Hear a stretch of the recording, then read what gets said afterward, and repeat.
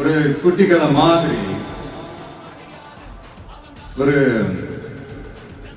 ஆட்டோக்காரர் ஒரு கர்ப்பிணி பெண்ணை ஆட்டோல ஏத்திக்கிட்டு ஹாஸ்பிட்டலுக்கு போறாங்க. பெரிய மழை பெஞ்சுக்கிட்டு இருக்கு. அப்ப அவர்கிட்ட இருந்த அந்த கொடைய அந்த கர்ப்பிணி பெண்ணை கிட்ட கொடுத்துட்டு இதை எடுத்துக்கிட்டு போமா அப்படின்னு சொல்றாங்க. அப்ப அந்த பொண்ணு சொல்றாங்க, ஆனா இது எப்படி நான் உங்ககிட்ட நான் திருப்பி கொடுக்கறது?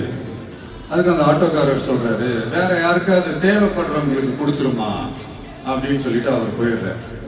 அந்த கர்ப்பிணி பெண் அந்த கொடையை எடுத்துக்கிட்டு ஹாஸ்பிட்டல் வாசலுக்குள்ள போகும்போது அந்த வாசல்ல ஒரு பெரியவர் மழைக்கு பயந்துக்கிட்டு அப்படியே கை கட்டிக்கிட்டு நின்றுட்டு இருக்கிறார்.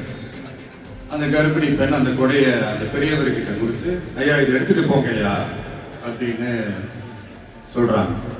அதுக்கு அந்த பெரியவர் இதே மாதிரி கேட்கிறாரு, அம்மா நீங்க யாருன்னு எனக்கு தெரியாது, எப்படிமா இந்த கொடையை நான் திருப்பி உங்ககிட்ட கொடுக்கறது?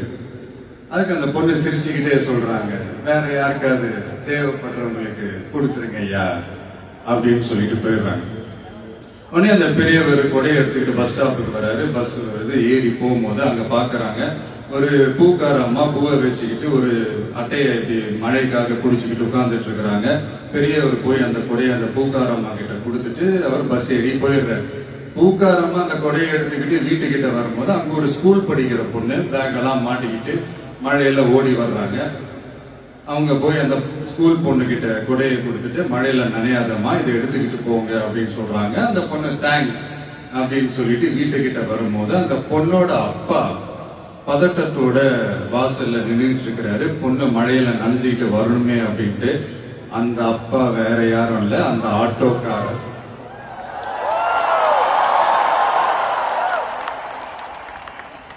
அந்த குடை அவரு கொடுத்த குடை.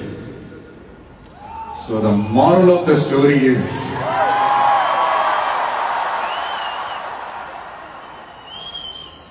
முடிஞ்ச வரைக்கும் எல்லாருக்கும் சின்ன சின்னதா ஒரு நல்லது, சின்ன சின்னதா ஒரு ஹெல்ப் அது செஞ்சு இருந்து பாருங்க. லைஃப் ஒரு மாதிரி ஜாலியா இன்ட்ரெஸ்டிங்கா இருக்கும்.